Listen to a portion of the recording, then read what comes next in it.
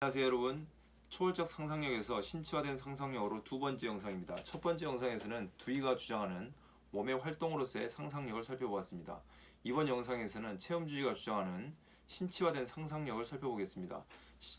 체험주의는 인지언어학자인 조지 레이코프라는 분과 철학자인 마크 존슨, 이 두 분이 주도하고 공동 연구로 새롭게 출현한 학자적 탐구의 결과물이라고 할 수 있습니다. 삶으로서 은유를 이분 둘이 쓰셨고요. 몸의 철학이라는 책도 쓰셨습니다. 그 이후로는 이제 마크 존슨 혼자서 마음속의 몸, 이전 영상에서 보여드렸죠. 도덕적 상상력, 그리고 또 인간의 도덕이라는 책도 쓰셨고요. 또 몸의 의미라는 책을 쓰셨습니다. 몸의 의미, 인간의 도덕, 도덕적 상상력, 마음속의 몸, 공동지필한 몸의 철학.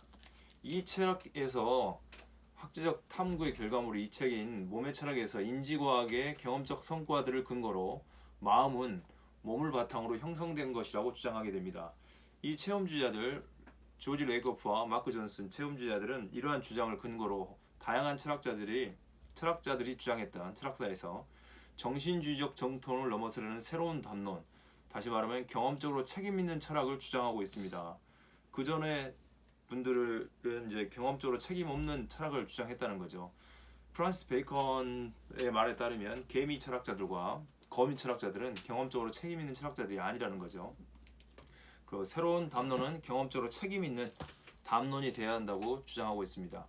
이 체험주의 몸의 철학에서는 2세대 인지과학의 핵심적인 세 가지 주제를 세 가지 발견에 대해서 수용하고 그 세 가지 발견에 수용한 것을 가지고 이 책에서 그럽니다. 이성에 의한 2000년 이상의 선험적인 철학적 사색은 끝났다고 주장합니다. 그래서 마치 니체처럼 2000년 동안에 했던 철학들이 끝났다고 망치로 휘둘러서 개미 철학과 거미 철학자들을 비판하는 거죠. 경험주의자들과, 여기서 말하는 경험주의자들은 개미처럼 모으는 경험주의자입니다. 그 영국 경험주의자라고 할 수도 있겠지만 전반적으로 철학사에서 나타나는 경험주의자들이죠.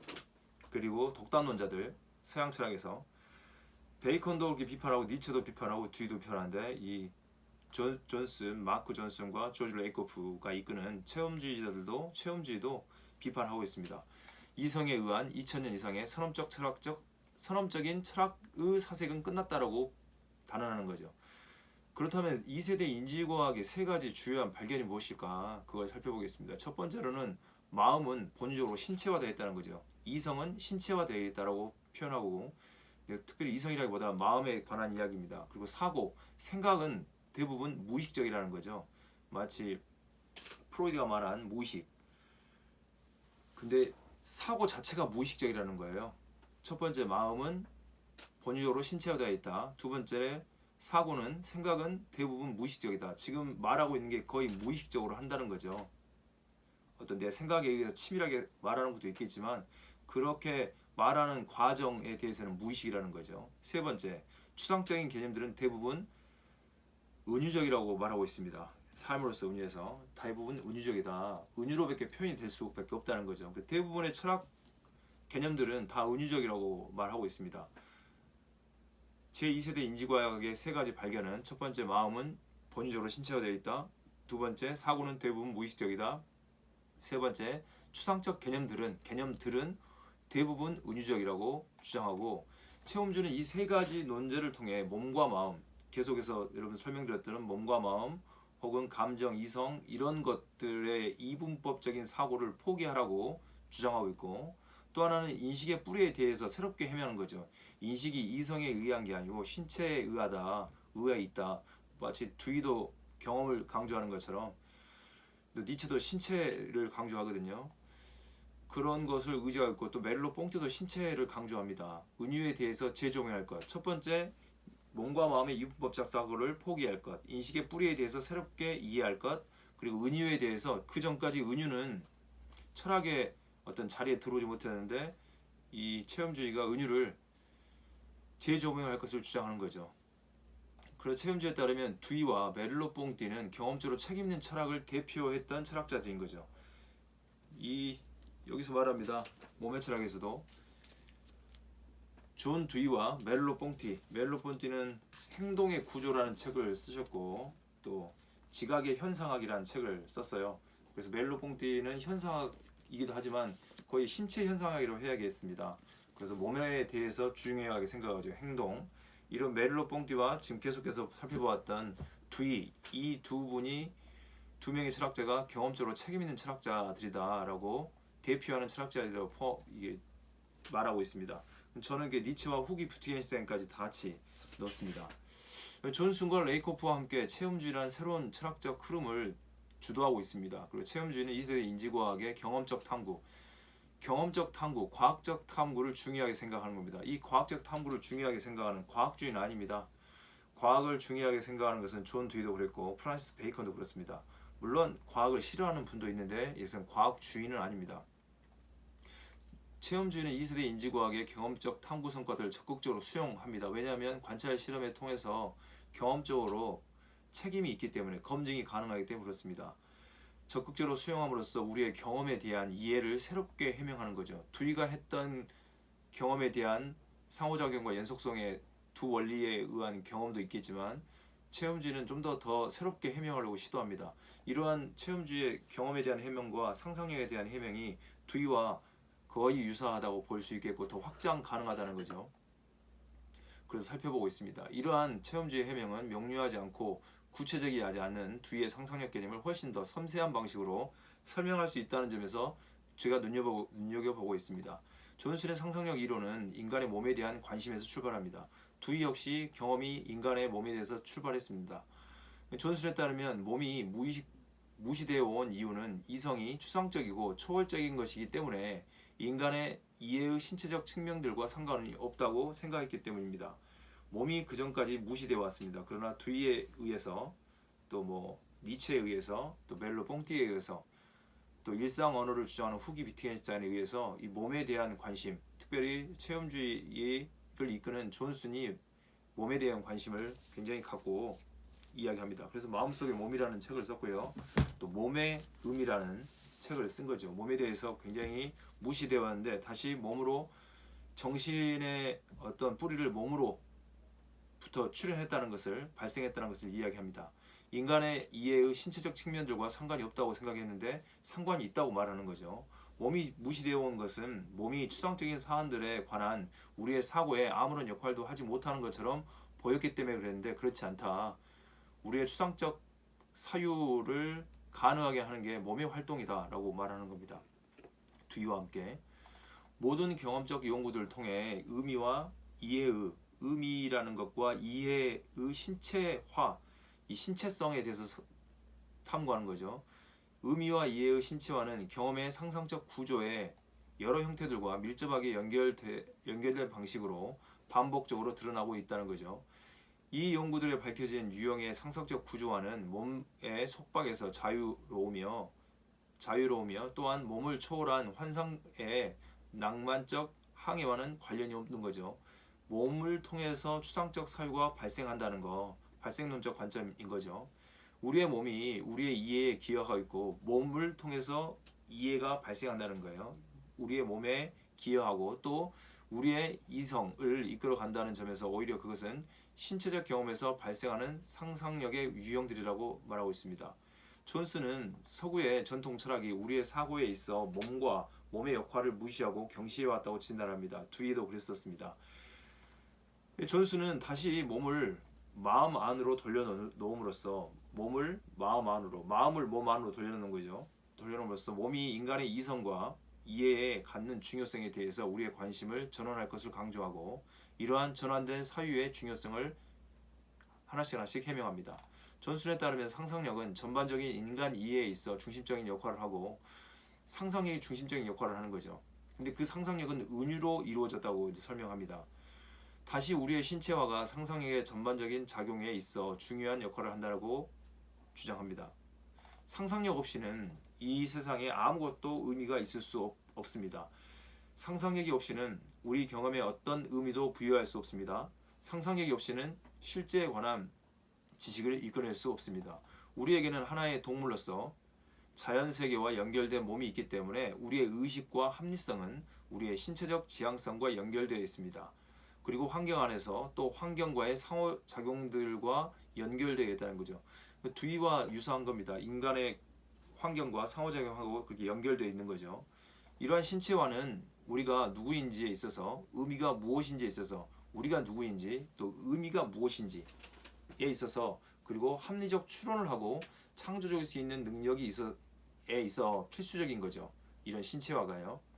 몸의 중요성을 강조하는 겁니다. 몸의 복권이라고 할 수 있겠습니다. 영상 도식적인 체험의 구조. 우리의 경험이 영상 도식적이라는 거죠. 그 경험들을 영상 도식화시키는 거예요. 체험적 구조와 이해의 추상적 영역으로의 그것의 비유적인 정교화 및 투사에 대한 이 마크 존슨의 현상학적 기술은 그 현상학적 기술이었으니까 방금 멜로 뽕띠 같은 거죠. 두이도 현상학적 기술이라고 할 수도 있겠습니다. 현상학적인 기술은 인간의 의미와 합리성에 관한 풍부한 해명의 근거를 제공합니다. 이러한 존슨의 통찰은 두이의 통찰과 유사합니다. 이 존슨과 두이들이 공유하는 지점은 인간과 자연을 분리되어 고립되고 독립적인 주체로 파악하지 않고 연속성의 관점에서 본다는 거죠. 연속성의 관점에서 파악하고 있습니다. 인간과 환경을요. 인간과 환경이 상호작용하고 있고 연속되어 있다는 것으로 이게 연결되어 있다는 관점이 공유하고 있습니다. 이 존슨과 두이의 사유가 겹치는 또 하나의 지점은 서양 철학을 지배해온 뿌리 깊은 이분법적 몸, 마음, 감성, 지성, 사실과 가치 등을 비판의 표적으로 삼는다는 것이 이 존슨과 두이의 공통점입니다. 그리고 비판만 할 뿐만 아니라 그것을 극복하는 대안적 사유를 제시한다는 것, 경험적으로 책임 있는 철학을 주장한다는 것이 유사하다고 할 수 있습니다. 흔히 이성 능력과 대비되는 것으로서 상상력이 이성 능력과 대비되는 상상력으로 봤는데 이 존슨과 두이는 자의적인 사변적 도약으로 이끌어 간다고 고전적 시각에 반기를 듭니다. 그리고 이러한 반기를 드는 존슨에 따르면 상상력은 이성에 대비되는 특수한 능력이 아니라 인간의 인식 전반에 걸쳐 작동하는 근원적인 인간적인 기제라고 보는 겁니다. 이런 점에서 많은 두이와 유사성이 있고 존슨의 장점은 두이가 상상력에 대해서 영상도식이나 은유적 투사라는 말을 사용하지 못했는데 그런 말들을 사용해서 좀 더 상상력을 확대시킬 수 있다는 장점이 있습니다. 그래서 저희가 지금 살펴보고 있는 겁니다. 존슨에게 상상력은 우리의 전 경험을 구성하는 핵심적 작용입니다. 그러니까 상상력이 굉장히 중요하다는 거죠. 지금 이전까지 영상에서 보면 이성이 굉장히 중요한 역할을 하고 마음이나 또 영혼이 중요한 역할을 했었는데 감성 영역에 속하는 것으로 보는 어떤 철학자들에 의해서는 두이에게는 몸의 활동으로서 상상력인데 그 상상력이 우리의 전 경험을 구성한다는 이런 새로운 해명을 존슨이 했기 때문에 존슨의 상상력 이론을 살펴볼 필요가 있는 거죠. 존슨의 상상력 이론은 두 가지로 이루어졌습니다. 영상 도식과 은유적 투사. 그래서 존슨의 체험주의 상상력은 영상 도식과 은유적 투사 이 두 가지가 상상력의 구조인 거죠. 이 두 축을 따라 형성된 것입니다. 먼저 영상 도식은 우리의 신체적 활동을 통해 직접적으로 발생하는 비명제적인 선 개념적인 구조, 비명제적이고 선 개념적인 구조라고 할 수 있습니다. 이것은 비교적 소수의 안정된 패턴으로 우리의 인식의 근거로 작용하는 동시에 우리의 인식을 제약해줍니다. 우리의 인식을 작용할 뿐만 아니라 인식의 작용을 제약해주는 역할을 하는 거죠. 그러니까 이전 영상에서 연 날리기 비유를 했지 않습니까? 연줄에 붙어 있어야만이 우리의 연인데 선이 잘려버리면 우리의 연이 아닌 거죠. 왜냐하면 연을 컨트롤할 수 없고 제약할 수 없기 때문에요. 그런 것처럼 상상력도 무지하게 막 무한정으로 뻗어나가는 게 아니고 인간의 신체적 활동에 제한된다는 거죠. 그래서 우리의 인식을 제약해주는 근거가 되는 겁니다. 다시 말해 영상도식이 비교적 안정적인 구조를 갖지만 본질적으로 고정되어 있는 것이 아니고 우리가 세계와 끊임없이 상호작용하는 과정에서 지속적으로 형성되고 또 유연한 패턴을 가지고 있는 것이죠. 사람들이 서로 다른 거죠. 그렇지만 영상 도식은 우리가 활동을 통해서 상상의 구조로 이렇게 세팅되는 거죠. 어떻게 계속해서. 그렇지만 그건 완전히 고정되어 있는 게 아니고 유연한 형태로 지속적으로 재구성되는 것 속에 있는 겁니다.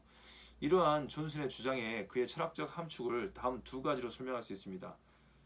상상력 이론과 이런 주장의 철학적 함축의 두 가지로 설명하자면 첫 번째, 그것은 인식의 근거가 선천적인 것이 아니라 선천적인 어떤 것이 아니고 그 전에 계속 말씀드렸지 않습니까? 인식의 근거가 초월적이거나 지식의 근거가 초월적이거나 선험적이었는데 초월적인 것도 선험적인 것도 아니라 이 세계 안에서 이루어지는 우리의 신체적 그리고 물리적 활동이라는 것과 이 지식의 근거는 어디서 발생하냐? 신체적이고 물리적 활동에서 그 신체적이고 물리적 활동이 추상적 활동으로 변환되는 전환되는 과정이라고 할 수 있겠습니다. 그리고 인식의 구조와 내용이 특정한 방식으로 고정되어 주어지지 않고 계속 유연하게 재구성되는 거죠. 두이가 경험을 재구성했던 것처럼요. 영상 도식과 함께 상상력 이론의 핵심을 이루는 또 하나의 축은 은유적 투사입니다. 영상 도식이 있었다면 은유적 투사인 거죠. 이 추상적 개념들이 대부분 은유적이라 했지 않습니까? 그런데 상상력의 구조도 대부분 은유적이라는 거죠. 구성적이면서도 결코 자의적이지 않는 작용인 은유적 투사는 영상 도식적 차원의 경험을 추상적 차원의 경험으로 확장하는 중심적 기제라고 할 수 있습니다. 은유에 대한 존슨의 이러한 해명은 은유를 주변적이거나 파생적 언어 현상으로 간주하는 전통적 해명에 정면적으로 대비시키고 배치되는 거죠. 그 전에 은유는 부차지적인 거였어요. 철학 안에 들어올 수가 없었는데 물론 다른 철학자들에 의해서도 특히 니체도 미래는 은유의 시대다. 롯데도 그렇게 말씀을 하셨는데 은유의 시대, 시인의 시대, 창조적 은유를 만드는 사람들이 필요하다고 했는데 이 존슨은 은유적 투사라는 개념 그리고 상상력과 연결됐다는 걸 이렇게 해명하고 있습니다. 그런 점에서 살펴볼 만하는 거죠. 존슨에 따르면 영상도식은 은유적으로 확장되고 정교화함으로써 의미, 추론, 화행 등의 다양한 측면들을 연결해 주는 겁니다. 영상도식은 은유와 연결되어 있고 은유적으로 확장되고 정교화된다는 거죠. 그래서 의미라고 부르는 것, 논리학에서 추론이라고 부르는 것, 그리고 화행 등의 다양한 측면들을 연결해 주는 거로 이해하는 거죠. 따라서 우리가 일상적으로 경험하는 추상적 개념의 구조들은 이 영상도식에 근거한 은유적 확장을 통해서 가능한 거죠. 쉽게 말하면 상상력을 통해서 확장한다는 거죠. 추상적 개념들의 구조는 우리의 상상력의 구조, 원리에 통해서 확장을 통해 가능하다는 거죠. 이 존슨의 주된 관심사는 우리의 인식에 있어 상상력이 갖는 통합적 성격입니다. 그리고 상상력의 역할을 설명하면서 존슨이 우리의 모든 의미 있는 경험과 모든 이해가 우리의 표상을 정돈하고 재성적 기능을 하고 표상을 정돈하는 재성적 기능을 하고 우리의 인식의 시간적 통일을 구성하는 산출적 기능을 하는 상상력의 작용을 포함한다고 말합니다. 재성적 기능과 산출적 기능을 한다는 거죠. 마치 칸트의 상상력을 네 가지로 구분했던 것처럼 본인은 이제 우리의 표상을 정돈하고 우리의 모든 경험과 이해가 우리의 표상을 정돈하는 재생적 기능을 하고 우리의 인식의 시간적 통일을 구성하는 산출적 기능 이런 기능을 하는 상상력의 작용을 포함한다고 말합니다. 신체화된 경험의 구조에 대한 이런 포괄적인 해명으로 존슨의 상상력 이론에서 두 축인 영상도식과 은유적 사상 혹은 은유적 투사의 연연은 방금 말씀드린 칸트에게서 연원을 두고 있어요. 칸트에서 비롯된 거죠. 존슨이 칸트에게 비추고 있는 거죠. 영상도식과 이 신체화된 경험의 구조에 대한 포괄적 해명과 함께 상상력 이론이 칸트에게서 가져온 겁니다. 근데 칸트와 똑같은 건 아니죠. 존슨의 영상도식이 직접적으로 칸트의 도식 개념이 담고 있는 문제의식을 공유하고 있습니다. 그래서 칸트에게서 비롯된 거지만 그러나 칸트의 상상력 이론은 살펴본 것처럼 고양이 없습니다. 선험적 사변에 의존함으로써 스스로 풀 수 없는 난제, 고양이 없는 난제에 직면하는 거죠. 뿌리를 찾을 수가 없게 되는 겁니다. 그 끊어진 연줄 같은 거죠. 찾을 수가 없어요. 그 연을 있다고는 하는데 반면에 존슨은 칸트의 상상력은 문제에 봉착합니다. 스스로 풀 수 없는 문제에 봉착한 거죠. 반면에 존슨과 이 두이는 특히 존슨은 칸트와 같은 난제에 빠질 위험성을 벗어나 있는 거죠. 왜냐하면 상상력의 구조와 이 영상 도식과 은유적 투사라는 구조가 상상력의 구조이고 상상력의 구조는 우리의 몸의 활동 속에서 신체화된 몸에서 나온다고 연결시켜놨기 때문에 그렇습니다. 그렇게 연결시킨 게 아니고 인간의 구조를 다시 한번 살펴본 거죠. 발생론적 관점에서. 두이가 발생적 방법을 가져와서 서양 철학사를 뒤져봤던 것처럼, 그리고 저기 뒤에 있는 니체도 도덕의 자연사, 자연을 뒤져봅니다. 계보학적으로요. 발생론적 관점이라고 할 수 있겠습니다. 계보학적으로 하나씩 뒤져봤더니 과거처럼 돼 있지 않다는 거죠. 플라톤이 주장하는 것처럼, 또 존슨도 말하는 것처럼. 존슨은 칸트가 가정했던 선언적 도식을 경험적인 어휘로 재구성한 겁니다. 선언적 도식, 경험에 앞서 있는 그런 도식들을 경험적 언어로, 지금 우리가 사용하고 있는 일상 언어로 다 재구성해낸 거죠. 그런 점에서 칸트에게서 비롯된 상상력 이론을 자기 방식대로 꿀벌처럼 기존에 있는 자료들을 모아서 자기가 소화하고 새롭게 만들어낸 거라고 할 수 있겠습니다. 꿀벌 활동인 거죠. 이 프란시스 베이컨이 말했던 신기관에서 개미와 거미와 꿀벌, 개미는 무조건 모으기만 하고 거미는 자기 안에서만 빼내고 꿀벌은 밖에 있는 걸 모아서 자기가 소화하고 새로운 꿀을 만들어내는, 그 꿀집을 만들어내는 거죠. 벌집을요. 그런 것처럼 한다는 거죠. 물론 거미도 이 거미줄을 만들어냅니다. 자기 안에 거서만 뽑아서. 어쨌든 존슨은 도식 개념을 선험에 의지해서 해명하지 않고 경험적으로 해명함으로써 칸트와 시각을 완전히 달리한다는 겁니다. 그 칸트에 의해서 영향을 받았지만 칸트에서 벗어나는 거죠. 그런 점에서 꿀벌과 같은 역할, 꿀벌과 같은 학자인 거죠. 존슨의 상상력 이론은 인간의 이해의 다른 두 차원의 사이의 상호 연관에 대해 더 복합적이며 포괄적인 해명을 제시하고 있습니다. 다시 말해 존슨의 상상력 이론은 한편으로는 영상 도식을 통해서 인식의 공적이고 상호 주관적인 근거로서 몸에 관심을 돌리고 있습니다. 다른 한편으로 은유적 투사를 통해서 인식의 상대적 변이를 설명하는 거죠. 그러니까 공적인 영역과 상대적인 영역을 같이 설명하고 있는 거죠. 영상 도식을 통해서는 공적이고 상호 주관적인 근거로서 몸에 관심을 돌리고 있고 보편성을 찾는 거죠. 여기서 또 다른 한편으로는 은유적 투사를 통해서 인식의 상대적 변이, 모두가 똑같이 변이하는 게 아니고 상대적이다. 그렇지만 그게 무한적으로 상대주의처럼 상대적인가? 그렇지 않다라고 설명하는 거죠. 상상력 이론은 우리의 인식에 있어서 객관적인 요소와 상대적인 요소가 공존하고 있음을 보여준다는 점에서 포괄성을 갖습니다. 체험주의의 이러한 시도는 전통적으로 객관주의하면 상대주의라는 이분법적 대립을 넘어서는 인식 구조에 대한 해명을 향한 것이라고 할 수 있습니다. 이런 객관주의 아니면 상대주의, 주관주의 아니면 절대주의를 넘어서는 방식이 니체, 후기 비트겐슈타인, 존 두이, 그리고 메를버 뽕띠라고 할 수 있겠습니다. 이들은 자연주의자들은 대부분 객관주의와 상대주의가 이론적 대립일 뿐이다. 새로운 실제로 우리 인간의 자연사나 도덕의 자연사를 살펴보면 그런 시대적 상황에서 나온 것이지 실제로는 그런 문제가 발생하지 않는다는 그 제3의 관점에서 도덕의 자연사든 인간의 자연사든 아니면 언어의 자연사든 다시 살펴보는 겁니다. 그래서 이런 이분법적 구조를 넘어서는 인식의 구조에 대한 새로운 해명을 체험주의가 하고 있는 거죠.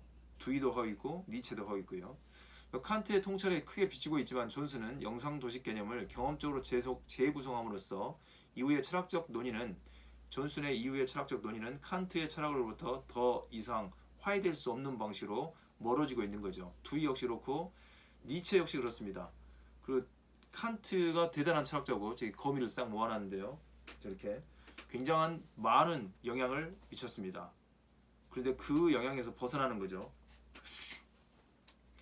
다른 영상에도 말씀드렸는데 쇼펜하우의 의지와 표상으로서의 세계라는 책이 있어요. 거기에서는 정말 칸트를 철저하게 분석해냅니다. 쇼펜하우가 제 거의 애제자처럼. 그렇지만 쇼펜하우가 의지와 표상으로서의 세계에서 칸트를 철저하게 분석하고 비판하거든요. 그리고 넘어서는 것처럼 이 마크 존슨도 상상력 이론을 칸트에게서 빚졌습니다. 그렇지만 칸트에서 완전히 벗어나는 거죠. 그런 점에서 꿀벌 학자라고 할 수 있겠습니다. 존슨은 칸트의 시대에 주어지지 않았던 경험적 탐구, 물론 칸트도 과학을 중요하게 생각했습니다.